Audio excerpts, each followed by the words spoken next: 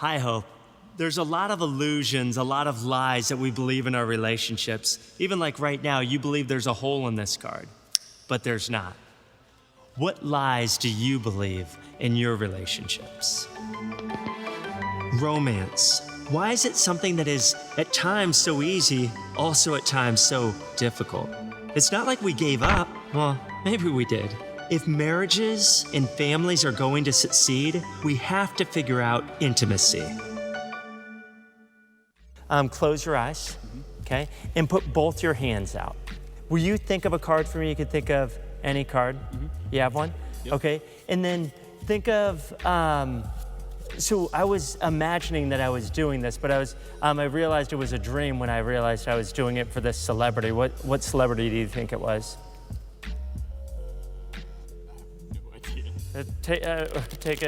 What celebrity would you do it for? John Mayer. John Mayer.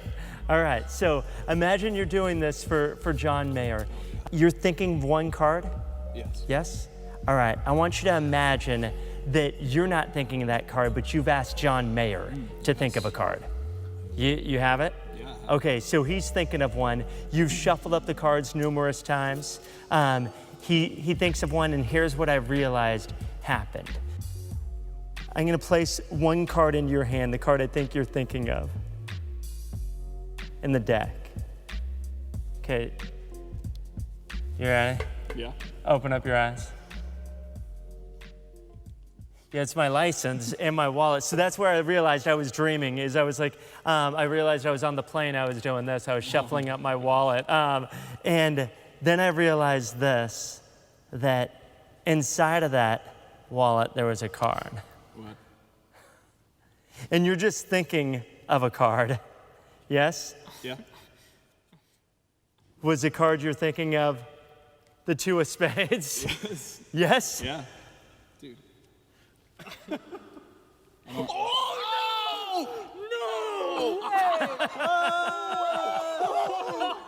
What? Oh my God. Wait, me? No way, dude. What?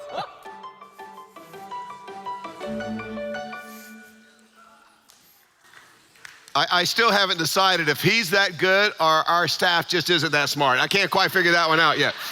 But if you're visiting this weekend, we're in a series that we're calling House of Cards, The Illusion of a Perfect Family, because none of us have perfect families. But we're talking about how do we experience the family as God intended the family to be experienced. And you know, we've said from day one, the foundation of the family is marriage. This weekend, I want to talk about romance and intimacy as it relates to the marriage relationship. And if you're single, I know what you're thinking, oh great, what a great weekend to come to church. But it is, let me tell you why.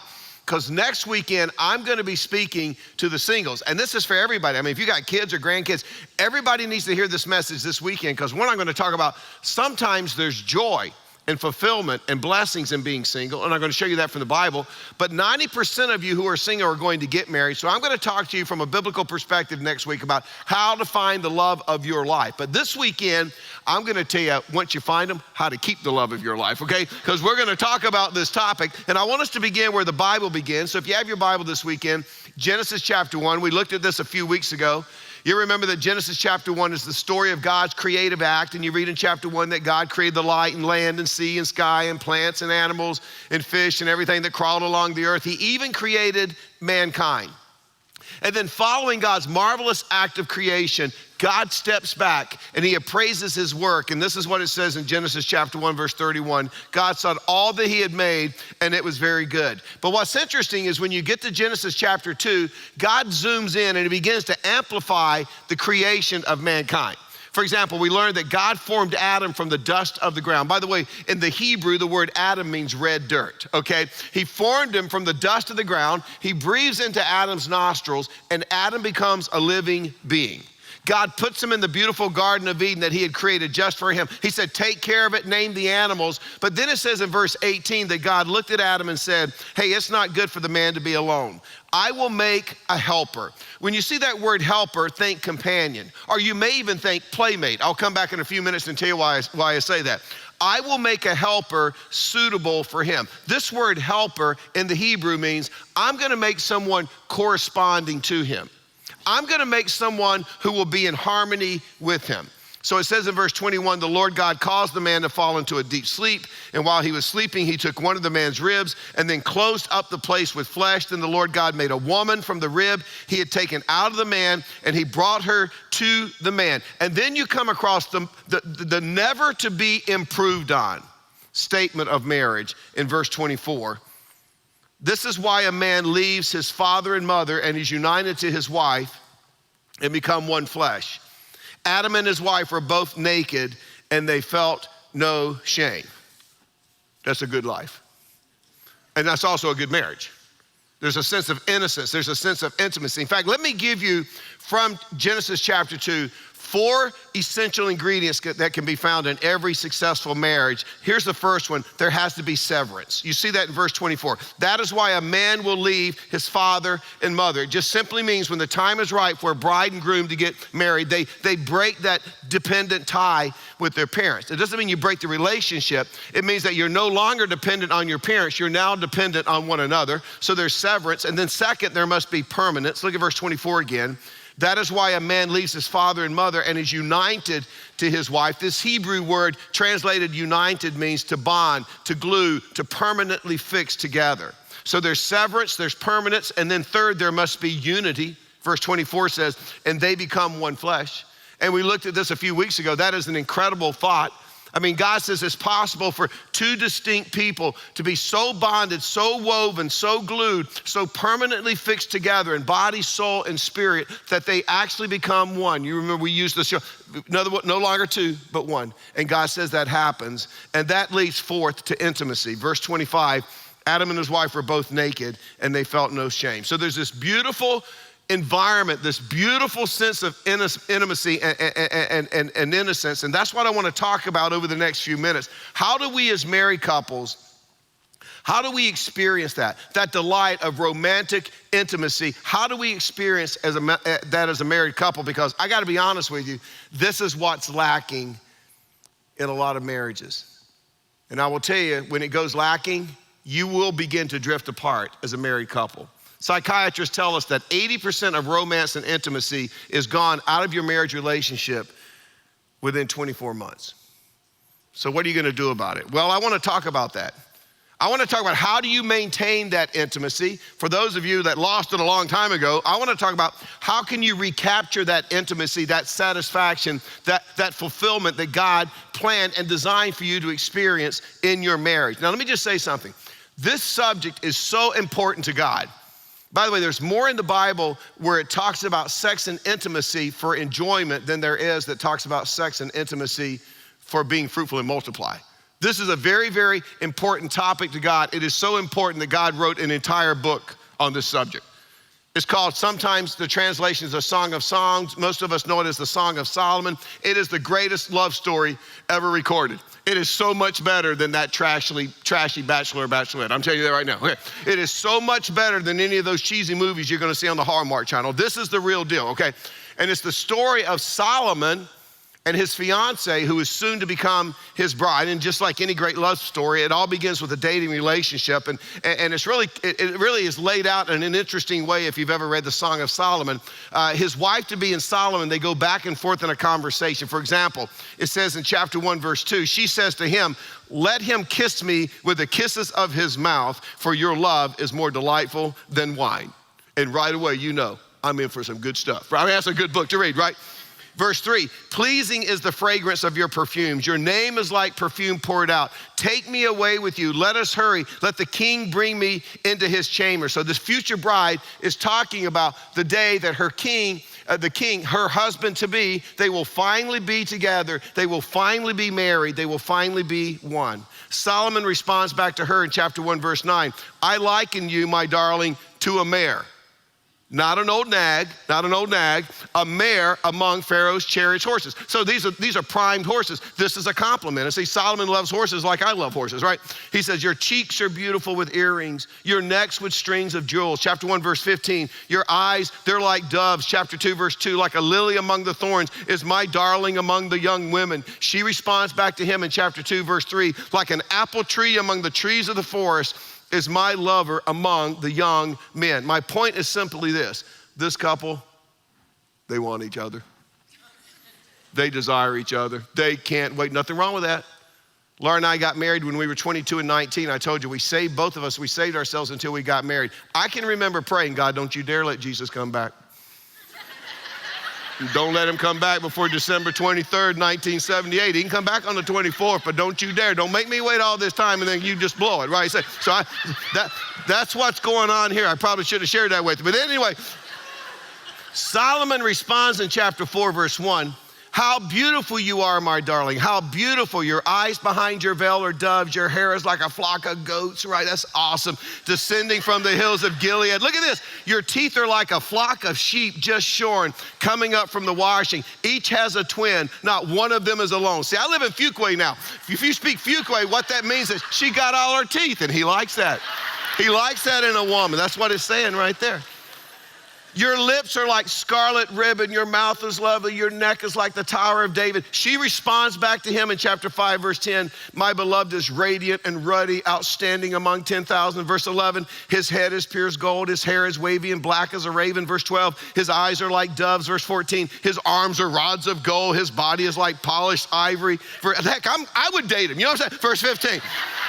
His legs are pillars of marble. Verse 16, his mouth is sweetness itself. He is altogether lovely, which is Hebrew. He got it all going on. I mean, this man's got it all going. Now, I read all of this just to point out the fact, this probably doesn't sound like most of our marriage relationships. You know why? Because even as Christians, most of us are pretty lousy lovers. And because the priority of our lives is so messed up, so screwed up, we read something like this that's God's word, and we think that's so weird. In fact, right now, some of you are feeling a little bit uncomfortable, and you're thinking, why are we even talking about this in church? I'll tell you why. It's because this is what they're talking about where your kid goes to school. And this is what they're talking about on the college campuses. And this is what the media is trying to portray their version of what intimacy and romance is about all the time. But God created sex. How about that? You ever thought about that? God sitting in heaven one day and thought, I got the coolest idea, right?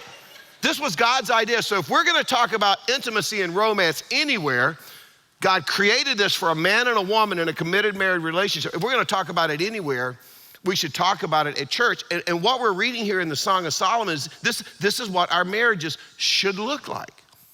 But I guarantee you that there's a lot of you listening at all of our campuses right now. You would do anything to have your spouse relate to you and communicate to you anywhere near the way that this spouse communicated with their spouse to be. But this is what I want you to understand. I want you to know that romance and intimacy, it is a gift from God, and it cannot grow unless it is nourished. And if you just ignore it, and if you just leave it alone, I promise you this, it is going to decay, and if you let it go down that road long enough, it's gonna die. And I don't care how spiritual you are, no amount of Bible study will replace what God created intimacy to do in your marriage. No amount of church attendance will take the place of the intimacy between you and your spouse. And this is what's interesting. You just mentioned the possibility of no, intimacy around a newlywed. They're like, what are you talking about? They can't even imagine this. I'm telling you, if you're a newlywed, it'll happen. It'll happen unless you do something to prevent it from happening. So that's what we're gonna talk about this weekend. Now I understand, ladies, you don't want to hear a male perspective on intimacy and romance. So I have invited my beautiful wife to come out and join me. And from here on out, we're gonna talk about this together. So Laura, would you come on out? Would you guys give her a warm hope welcome? This is the woman that has put up with me for 41 years. Hey, baby. Hey. Now listen, we're gonna be talking about the barriers to intimacy. But before we do that, many of you know Joe Bosco. If you don't know Joe Bosco, you know him as Dinkle, as one of our elves around here every year at Christmas time. And about 9 weeks ago this weekend, he went into the hospital with symptoms of pneumonia, was immediately put into ICU.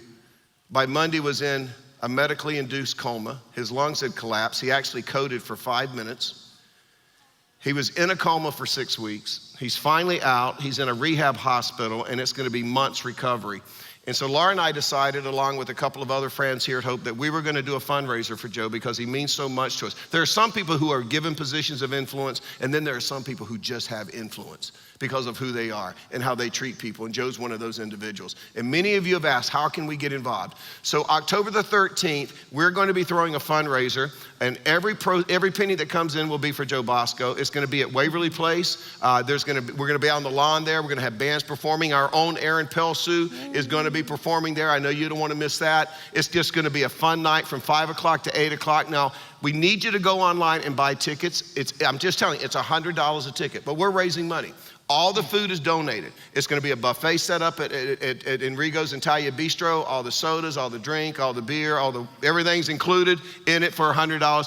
Every penny of it's gonna go toward the Bosco family. For those of you who can't afford that, we still want you to come. They're gonna be giving out, selling pizza by the slice, but we're just gonna have a great time. So go to the website, joebosco.me, get your tickets, plan on being there. We'll be there. We're gonna hang out, just have a good time together. Bring your folding chairs so you can sit out in the lawn there and listen to the bands perform, and we'll see you next week. So Laura and I, we're gonna talk about what are 3 significant barriers to intimacy and romance in our marriage. And I'm just gonna tell you, we're gonna keep it practical.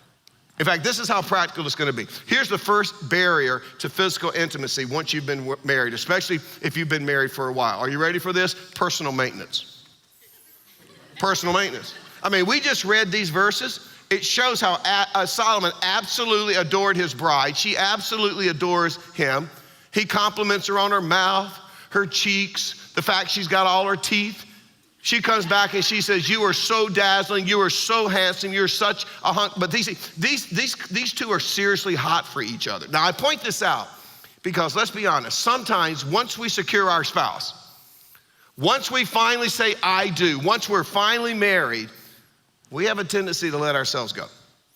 And if you don't believe that, listen to these statistics. Did you know within the first 5 years of marriage, the average woman in America puts on 24 pounds? The average husband in America puts on 30 pounds. Did you know in America, as a married couple, you're 3 times more likely to be obese than a single person? By the way, right there's a benefit of being single right there. But anyway. But it's not just about the physical stuff. I mean, good gracious, man, you get married and 10 years later, you're still wearing the same tank top and gym shorts you were wearing when you were in college. And it's just not very attractive anymore. Or you're wearing black socks with sandals. That's just not gonna get you where you wanna go. You know what I'm saying? And guys, if you don't shave and you don't shower for a few days, we are probably not gonna be attracted to you. I mean, we will still love you, but what happened to that hot man that we married? We still wanna find you desirable and attractive, and we want you to look good, and we want you to smell good. So Mike gets made fun of a lot of times because he goes and gets pedicures.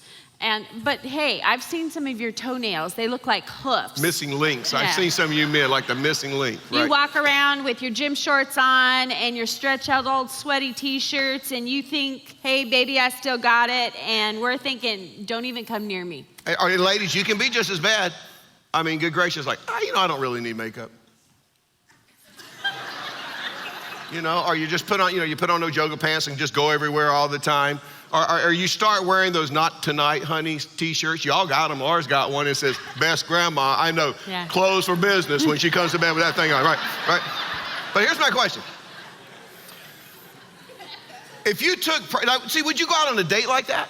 No. So if you took pride in your appearance before you got married, why wouldn't you take pride in your appearance after you get married? Remember, what you did to get them is what you do to keep them. So let me just give you some really practical advice. Men, listen to your wife. If she suggests something, she's telling you that would make you attractive to me. I'll never forget, I bugged Laura for years to let me get a tattoo, and she said, no, you're not getting a tattoo, you're not getting a tattoo, you're not getting a tattoo. And I was. And so finally, our 25th anniversary, we were walking down a beach together, and I think it's because she saw all these hunky guys with tattoos. She said, honey, you should go get a tattoo. Now, she will tell you, I literally walked off the beach straight to a tattoo place and got a tattoo. I didn't go collect $200. I got it before she could change her mind. One night we were having dinner and she just kept glancing up at my hair. And because it turned gray and then it started turning loose. And she just looked at me and she said, you need to shave your head. I went home and shaved it the very next morning. See, that's just what listen, we were vacationing this year and she said, honey, you're looking mushy. Mushy. Like Marshmallow I got on the Man. scale, like Marshmallow Man. She called me the Michelin Man. I got on the scale. I weighed 212 pounds. I have weighed 190 pounds consistently for the last probably 30 years. I tell you what, I sit up here this weekend, I'm back down to 188 because, I want her to be pleased with me. If she told me, what really turns me on? Clowns. I would go buy a red nose and big shoes and wear them around. I'm just saying. But listen to your wife. Find out what works for her. And women, listen to your husband. He wants you to look good too. Now, I understand it's tough. We have babies, we go through menopause, then an illness happens, and it is really tough to stay in shape. But he doesn't need you to be a size 0. He just wants you to take care of yourself. That's what's important, that you're healthy. And ladies, really, if the old barn needs some paint, we need to paint it. I always show Mike hairstyles. I go on Pinterest and I show him, do you like this one? Do you like this one? Do you like this one? And yeah, he hates it. But, and then he loves me to wear makeup. So I wear makeup. If I'm not wearing makeup and we go somewhere, he says, you don't look very good. So, and high heels. High heels. He loves high heels. So flats are for quitters. That's my slogan. That's what I live by that. Flats are for quitters. But there's times where, my feet just hurt, and so I'll bring a pair of flip-flops and change into them later. But really, high heels do make your legs look better. And I know what you're thinking. We got the most shallow pastor and pastor's wife I've ever met in my life. That's okay. But this is what we've noticed over the years. Tell them, hon. She's pointed this out to me so many times. You can see people, and they start losing weight and taking care of themselves when they are strolling for a new partner.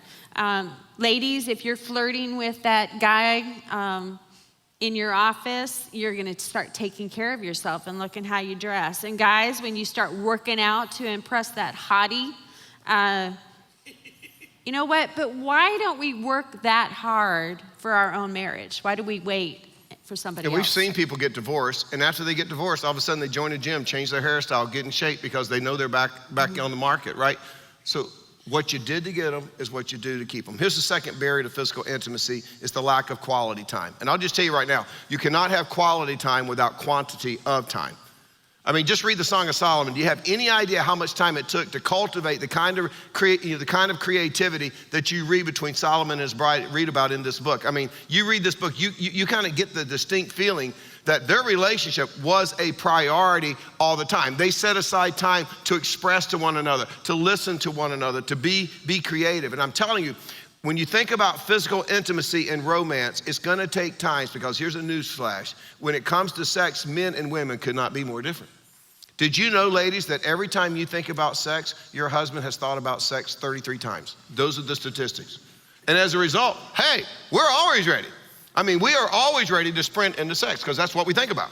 But a wife's sex drive is more like running a 5K. It takes time. For guys, sometimes it'll take 2 to 3 minutes. For a woman, it's maybe 20 to 30 minutes. And Hollywood has really messed us up because they always portray these couples on the screen who are just immediately, instantly passionate for each other.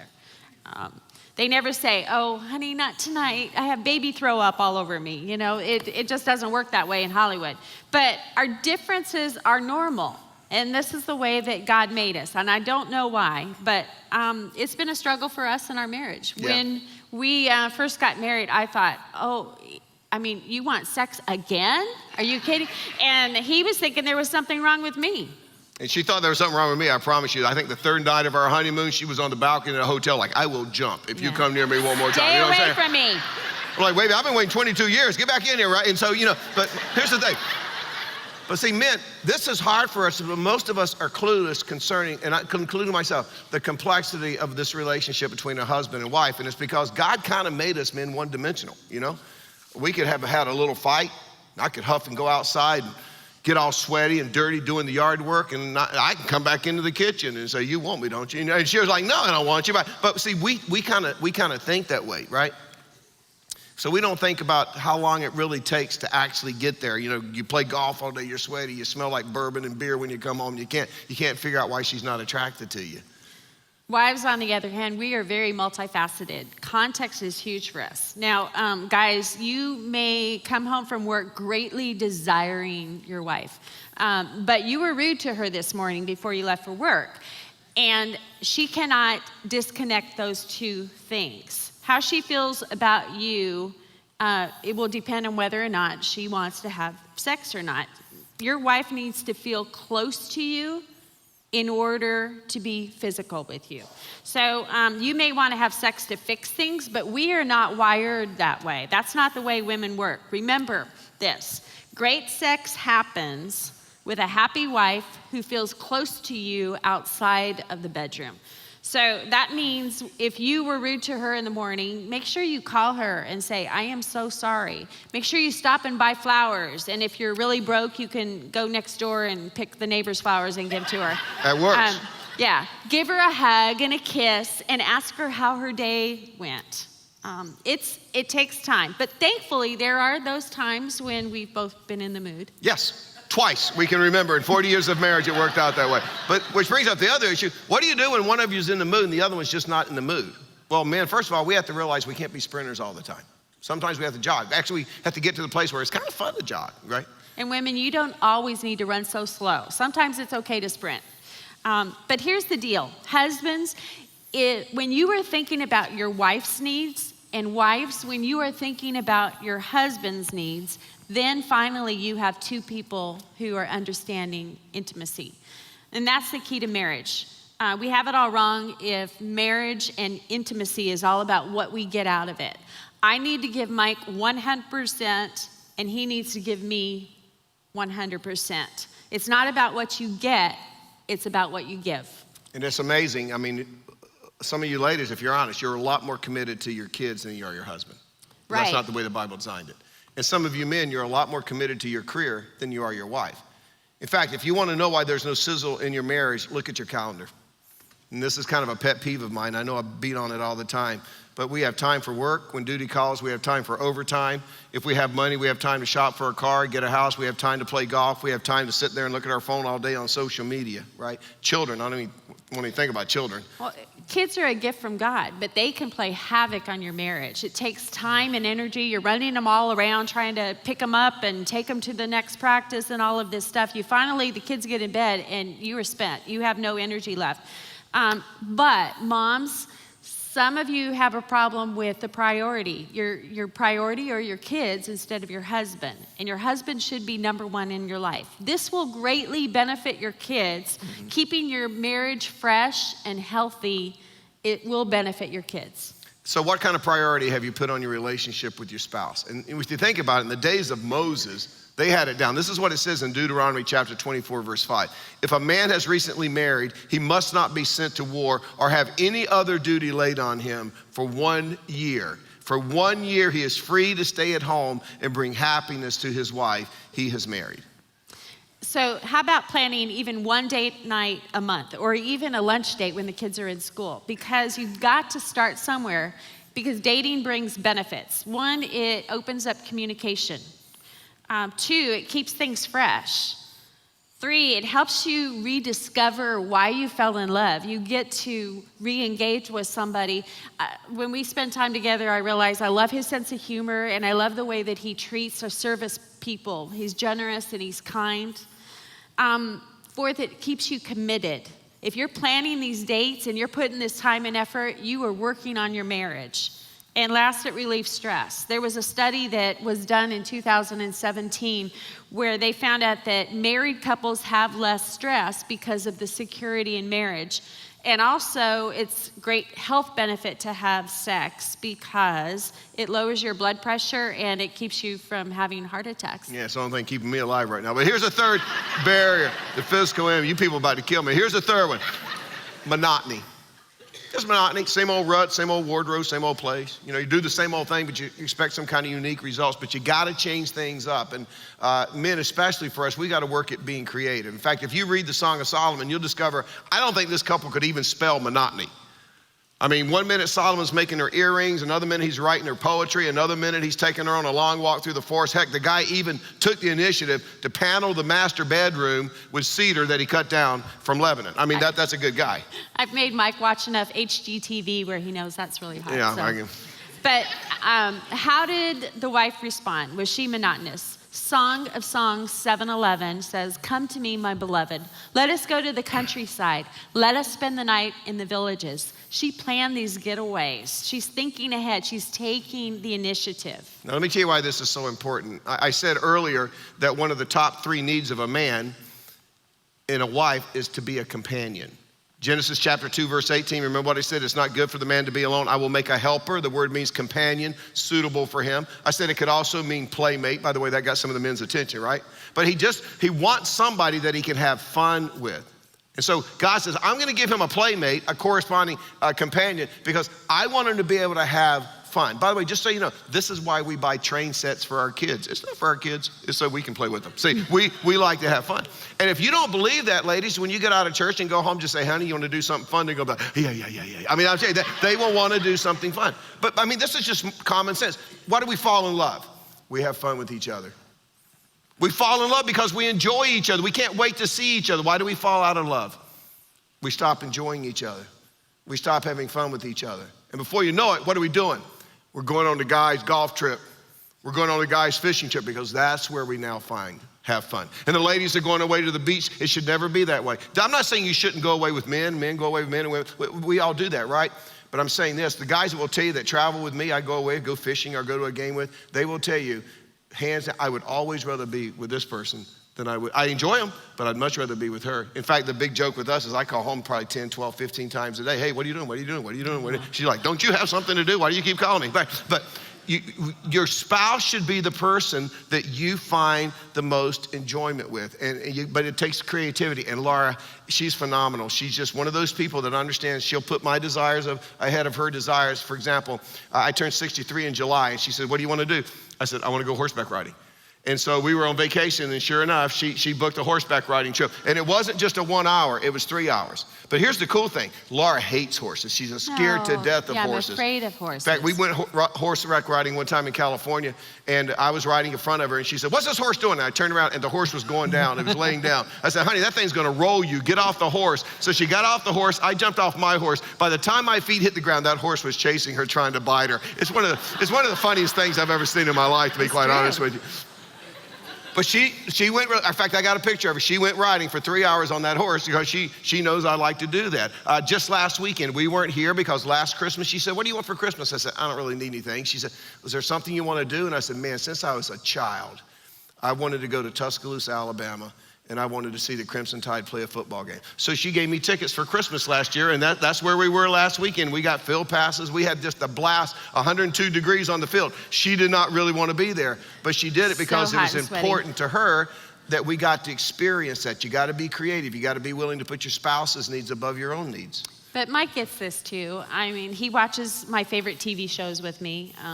And I don't know whether he likes it or not, but no. Say yes to the dress? No, yeah.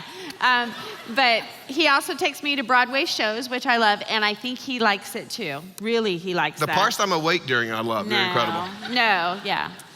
He knows all the songs by heart and everything, yeah. He took me on a shopping spree for my birthday and sat in every chair that he could while I shopped around the stores. And then for this big birthday that I just had last month, he planned a big birthday party and invited friends. And we had food and friends and dancing, which he hates dancing, but we had dancing, so. You gotta be creative. It takes time. You gotta put the desires of your spouse ahead of your own desires. But see, here's the payoff. You get to Song of Solomon, chapter 7, verse 12. Let us go to the vineyards. Like, let's go to Napa, right? To see if the vines have budded. If their blossoms have, hey, let's go see the pomegranates and see if they're in bloom. There, I will give you my love. No force. No sense of obligation. It's because they've done their work behind the scenes. It's the most natural thing in the world. So learn to be creative. And maybe you don't have a lot of money. So here's some ideas. Maybe you can have dinner at home, put the kids to bed, and then go out to a restaurant for dessert. Or maybe you can share babysitting with your friends or plan at-home dates. Put the kids to bed, and by the way, let me just say here that some of you let your kids stay up way too late. Put them to bed and have your alone time. 4:30. Yeah. As soon as they get home from school, put them to bed. Get good shades. No. And maybe you could do dessert by candlelight. Remember, candlelight makes us all look better. We look younger. Share a bottle of wine, watch a movie together, or play a romantic game with each other in the bedroom. Mm-hmm. Yeah. Difference between a dog and a fox. 3 beers. 3 beers. But anyway. So breaking through the monotony barrier, it takes a lot of time. It takes a lot of creativity, but it is worth it. Putting your spouse's needs above your own will help your marriage. And by the way, if you are a grandparent, I encourage you, offer to take your grandchildren overnight so your kids can have a date night and, go home together, and it just makes all the difference in the world for them. Now, I realize that there are other barriers that are much tougher to handle than what we're talking about here. And there's things like illness and abuse. There's affairs that come into, maybe it's previous sexual baggage that you are dealing with. So there are a few books that we recommend, and I know there's many more, but these are really good ones for you to start with here, for women only, for men only, and intimate issues. Great authors that are really have a great amount of insight to help us. And if there's a barrier you still can't break through, hey, as a church, we're here to help you. We can offer counseling. We can get you into good biblical marriage counseling. Maybe you need to help by getting a mentor, an older couple that could mentor you and help you work through it. Or maybe a ministry like Re-Engage that can help you re-engage in this aspect of your marriage again. But let us just leave you with 3 things to remember. I call these the ABCs of love. Here's the first thing. It begins with A. Attaining intimacy in your marriage takes commitment. I can promise you this, it's not gonna be automatic. It's gonna take time, it's gonna take effort. For some of you where it's just kind of gone dormant, you're gonna have to be very, very intentional about it. One of the things we've done at Hope, if you're new to Hope, every once in a while I challenge the 21-day sex challenge. And I challenge every married couple in the church to have sex every day for 21 days. Why? Because they tell us all the time that it takes doing something every day for 21 days for it to become a habit. And some of you need to get this habit back into your marriage relationship so you don't continue to drift apart. We had a lot of babies born after that. A lot of babies have been born. We've had some of our greatest church growth during that time. But here's the thing. For us, one of our greatest frustration is just not spending enough time together. When we started the church particularly, it was all in all the time. I spoke 52 weekends a year, probably for the first 4 years of the church, so we didn't get to go away or do anything. But over time, we learned it had to be a priority. I learned that you'll be here when I get back, at least most of you. But it's important because, see, if our marriage collapses, if our marriage fails, it's gonna impact a lot of people. So you've gotta make it a priority. So second, becoming a great lover takes time and work. Many of us women feel like sex is a chore at times. Maybe you have young children that are always, pulling on your legs, or your desire has waned. But the truth is, this sex is something that God created to illustrate the relationship between Christ and his bride, the church. And not having sex with your spouse would be like not having intimacy with God. Now, that sounds weird, but let me explain. A few days without your quiet time, let's say you go a few days without praying or reading the Bible. Well, you'll make it. But if you go for a really extended period of time, sin's gonna creep in to that relationship between you and God. And it's the same way, you go too many days without sexual intimacy with your spouse, and sin's gonna start creeping in. I mean, that's when you get those wandering eyes, there's love loss. It just makes it easier to kind of walk away from a marriage. The Bible says in 1 Corinthians 7, verse 5, do not deprive one another except with consent for a time, that you may give yourselves to fasting and prayer, and come together again so that Satan does not tempt you because of your lack of self-control. So it's very important. B, becoming a great lover takes time. Then this is C, comprehending the different expressions of love takes patience. Most of you have probably read the book, The 5 Love Languages. They're gifts, quality time, personal touch, acts of service, words of affirmation. Most men think there's a sex, and we think that we're fluent in that love language. But my point is this, when you get married, you're gonna have one expression of love. Your spouse is gonna have another expression of love. And it takes some time to be able to figure those things out. It takes some patience. For example, Laura's words of affirmation. She spoke this weekend at a women's event, and she was talking to me about her when we would drive in the car about what she was gonna share, and she wanted feedback, and she would ask me to read what she was gonna share and give her feedback. That's very important to her. My is words of affirmation. And so she likes the quality time. I like the words of affirmation, but it takes patience and understanding on both of our parts so that we can understand what's going on in our lives and how we can actually meet those needs. See, love is a choice. It can't be based on feelings or events or emotions because those things constantly change. We might have a crummy day, your spouse treats you negatively another day, or they put on a few extra pounds and get all mushy. But you don't stop loving them. You can't base your love on circumstances. Love is a decision. And intimacy is like a seed. You can leave it alone and it can sit there dormant and do nothing, or you can plant it, you can water it, you can nurture it, you can prune it, and it will grow and flourish. Intimacy is a huge part of marriage, and it takes a lot of attention and work to keep it healthy. And I hope you'll take this in the spirit that it's intended. Trust us, we don't have it all figured out. No. We love each other, but there are days we don't like each other. We've gone through periods of time where we've had stress in our relationship, and we've had to work through those barriers also. So, and you know what we're learning after 41 years? You still get up every day and work to have the marriage that God designed for you to have. But I will say this, if you want to be proud of something as a Christian, be proud of your love life. Because if you have it, I promise you this, you're unique. You're unique. Now, singles, next week I'm going to talk to you. And if you have kids and grandkids, I'm going to be talking to them, so you need to be getting this advice. What are the benefits of being single? But since 90% of you are going to get married, how do you find the love of your life? This weekend we talked about how to keep them. Next weekend I'm going to talk to you about how you actually find them. And it's a little bit more complicated than just falling in love, if you really want it to be the love of your life. So we'll look forward to that next weekend. Babe, would you close this in prayer? Sure. Will you pray with me? Father God, I thank you so much that you loved us and gave us a great example of what true love looks like. And Father, you desire that we have an intimate relationship with you. And again, you gave us that example through Jesus and how he showed his love for us, the church. Lord, it's not easy to be married, and there's lots of tough times and there's things that come up, but it does take work. And you are right here with us, ready to help us to strengthen our marriages, to bring back intimacy, whatever it might take. And so we just ask for your Holy Spirit to just work in our lives, work in the marriages in this church, put them back together, renew them, refresh them, and we just will thank you for that. In Jesus' name, amen. Thank you so much for joining us for this week's message. We are so excited to be a small part of all the great things that God is doing in and through your life. If you would like to take the next step in your spiritual journey, download the Hope app to find out ways to connect, opportunities to serve, and other resources. And if you'd like to contribute financially to our vision of reaching the triangle and changing the world, visit us at gethope.net/giving. Thank you for your commitment to resourcing hope as we love people where they are and encourage them to grow in their relationship with Jesus.